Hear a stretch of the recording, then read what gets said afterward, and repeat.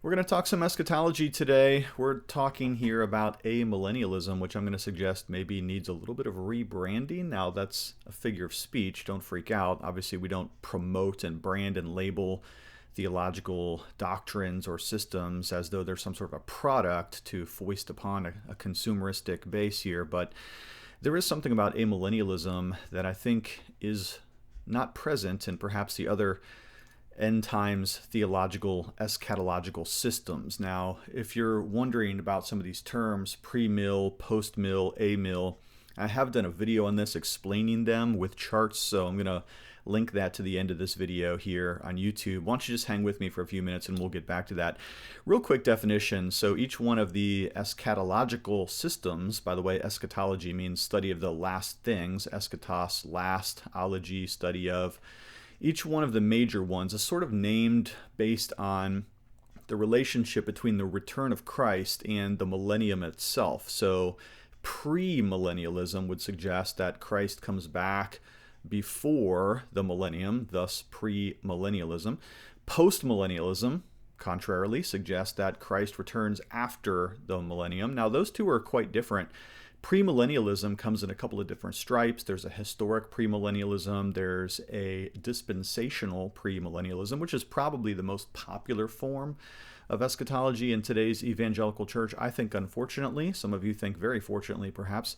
Postmillennialism is very interesting in that it's the most optimistic of the eschatological systems, and that in postmillennialism, this golden age begins to dawn before Christ returns and leads up to the return of Christ as the evangelization of the world is very, very successful, even to the Christianizing of the nation states. Amillennialism, though, unfortunately, I think is sort of misnamed. The A is an alpha privative. It means not millennial. So it seems to suggest that there is no millennium whatsoever. And I think, unfortunately, that might need to be rebranded because some people have looked at amillennialism and said, well, this is some sort of liberal progressivism, then it's just denying the millennial state that's described in Revelation chapter 20. Of course, that's not entirely true. So we just have a different understanding of what the millennium is. And again, I think that video in which I go through the various systems would be very helpful to you, but we'll set that aside for just a moment. Amillennialism doesn't seem to have some of the backing, let's say, the endorsement, let's call it, of some of the other systems. Here's what I mean by that. So when you think of like premillennialism, man, Big Eva, the major book producers, the marketing industrial complex has gotten behind dispensational premillennialism like nothing else. There's all the books, there's the Left Behind series, there's the Late Great Planet Earth, there's all kinds of movies and videos and televangelists with their massive, overly complicated charts. You've got Kirk Cameron starring in Left Behind, you've got the Nicolas Cage remake, and so dispensationalism or premillennialism has always kind of had the advantage of the market. It's a bit of a niche interest. People get super, super into it. They love the complexities, I think, of dispensationalism. And so you have even like the Scofield Reference Bible, which has been a major source of inspiration and information for those who hold to premillennialism. I don't hold that position, particularly myself. On the other hand, postmillennialism seems to have the advantage of drawing people into politics, in that now hang with me here, postmillennialism, because it's the most optimistic, it seems to suggest this beautiful golden age of truth and unity and oneness within the church and the successful evangelism of all nations, even to the converting of the kings themselves, nation states, countries becoming Christian for the most part. It seems to make a quick hop, skip, and a jump to politics, which many Christians are very prone to just want to enter into that fray. And so postmillennialism has the advantage of fighting the culture wars, I think, perhaps more than a couple of the other systems. Premillennialism being rather negative for the most part. Amillennialism, though, my position is a little bit different than that. We're going to talk about that in this video.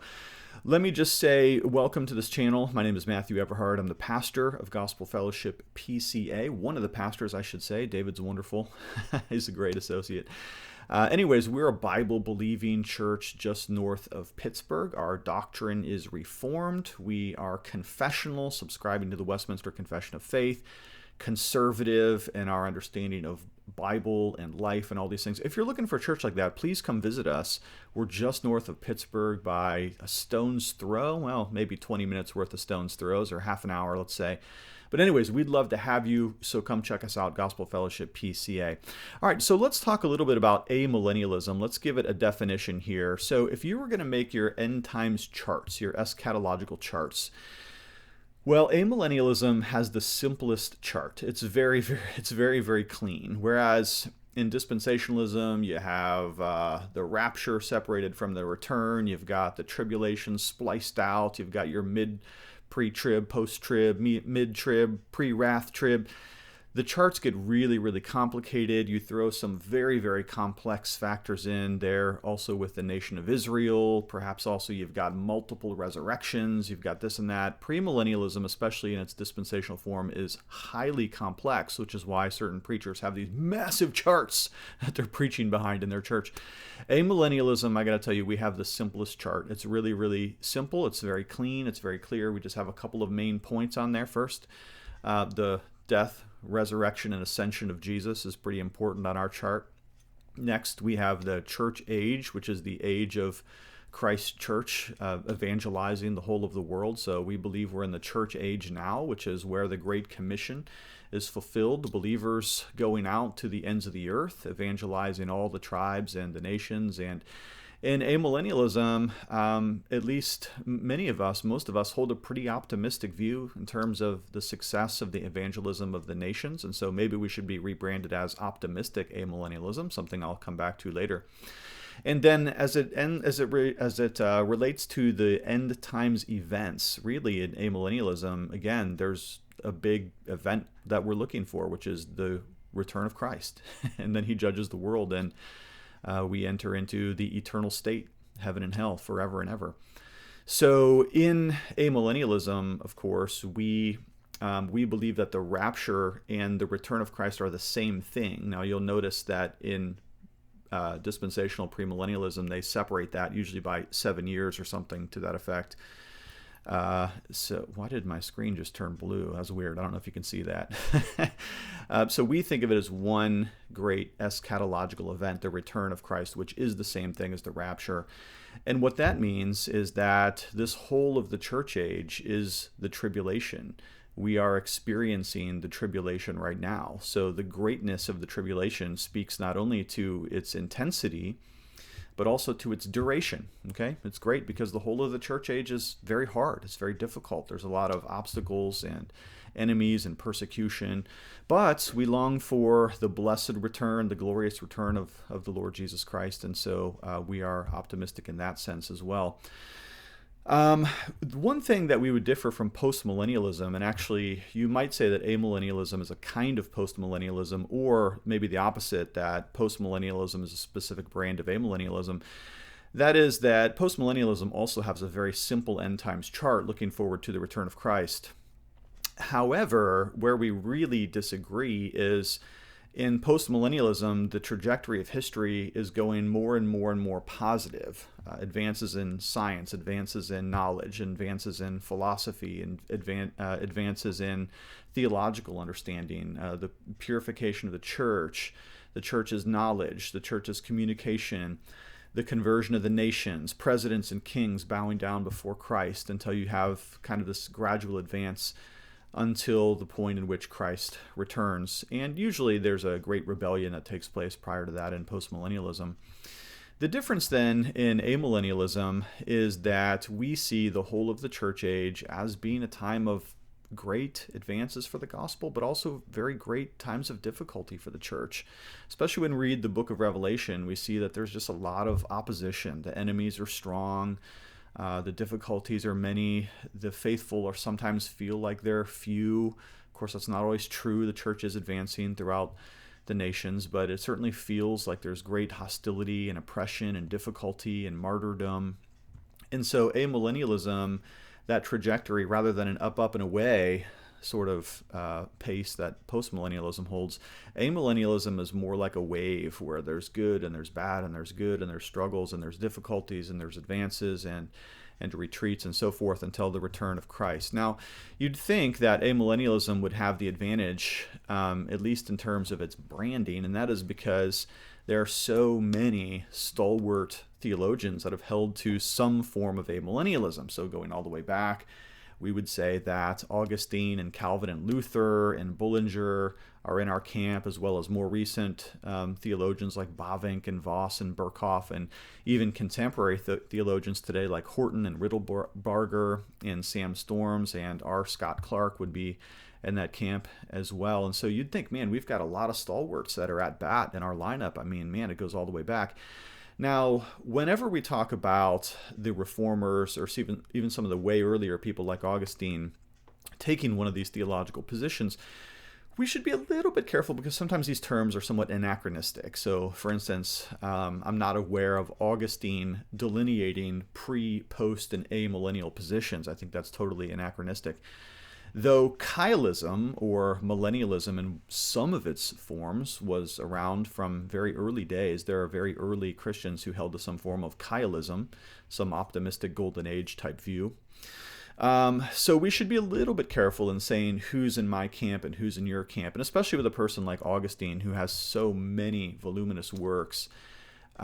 He says certain things that sound like this and certain things that sound like that, and so different camps can claim him from time to time. But writ large, amillennialism is very well represented in terms of some of the theological great ones, and so we certainly have no lack of heavy hitters when it comes to advancing our position.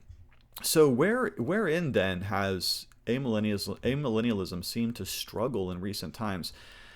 I got to tell you, I think it's in the name. So in each one of the names, it tells you something positive. It affirms something about its position. But in amillennialism, when it starts off with that alpha privative, that denial of millennialism, it seems to suggest, again, that we don't believe in a millennium. But that's not true. Amillennialists have Revelation 20 in our Bibles just like anyone else. And we are very serious interpreters of Scripture, and we hold to very conservative hermeneutical methodologies. Here's the thing. When we talk about the millennium, amillennialists are claiming that Christ is reigning right now.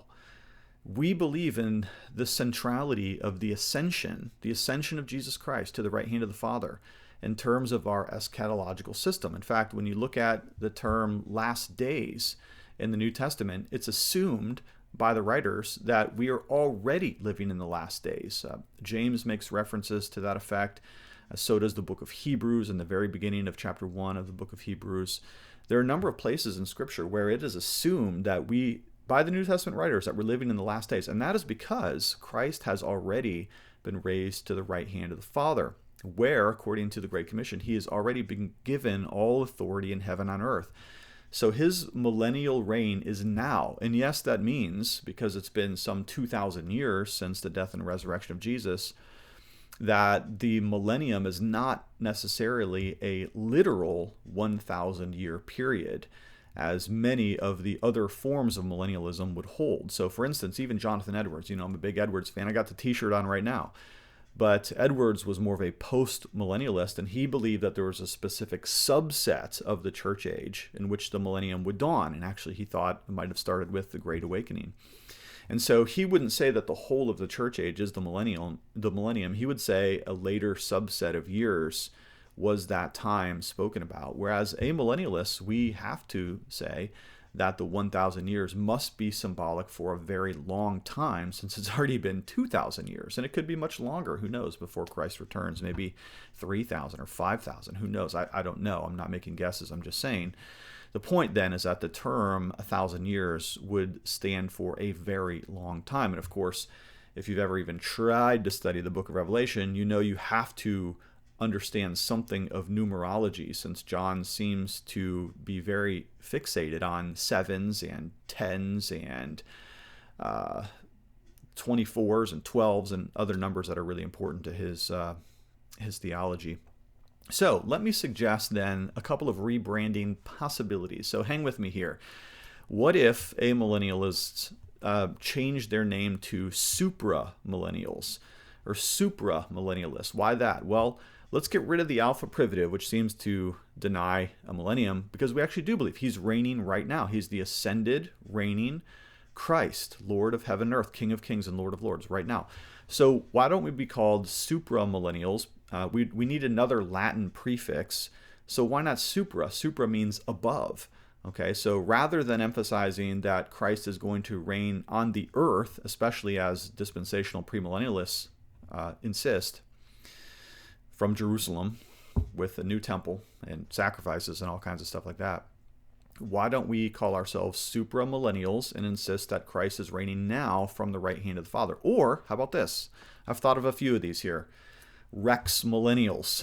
Now I know that's a little weird, but Rex, Latin for king. He is the king. He is the king who is reigning right now in the millennium. Or instead of the alpha privative, a-millennial, why don't we just drop that and just go with millennials? We're the millennials. But we couldn't do that because of the generational titles of Gen X and Boomer and millennials and Gen Z or whatever. So that would be all too confusing. So we couldn't possibly use that. And then I'm not sure about this one either. Nunc millennial. Nunc, N-U-N-C, another Latin prefix meaning now. The millennium is now. We could be nunc millennials, which is a little hard to say and kind of sounds weird coming out of my mouth. So probably the best thing I think we could do is call ourselves optimistic amillennialists. OA, the OA position. We are optimistic amillennials, and then we just have to explain a little bit about it. I don't like neologianisms or new words being constantly forged by the theologians. Anytime somebody tries to come up with some sort of a new system, you need a new term to describe it, and I certainly don't have the sway or the authority or the insight or the brain power to come up with any new terms myself, but probably any one of those would be better than a-millennialism. Well, let me know if you have any really good ideas. I'd love to hear about it in the comment section. Before I jet though, let me just give you a couple of book recommendations, because usually people will ask, so I'll just cut you off at the pass and give them to you right now. The Case for A-Millennialism by Kim Riddlebarger, good book. Thy Kingdom Come by Sam Storms. He's a Reformed-ish Baptist, whatever that means. Just kidding, Baptist, love you. The Return of the King, which is a pretty basic commentary on the book of Revelation by Vern Poythress, excellent. And the commentary that I'm leaning most heavily upon for my Revelation series, Revelation by G.K. Beale, a shorter commentary. Good book. I'll put links to all these in the description of this video. Hey, check out my Revelation series, man. We're almost halfway through now. We're in chapter 12. You can follow through with us verse by verse, section by section, preaching all the way through the book of Revelation. If you haven't noticed by now, it's been an awesome series. At least from my perspective, I've learned so much every single time I've come to the pulpit. All right, that's all I got for you. Thanks for checking out. Love you lots. Talk to you later.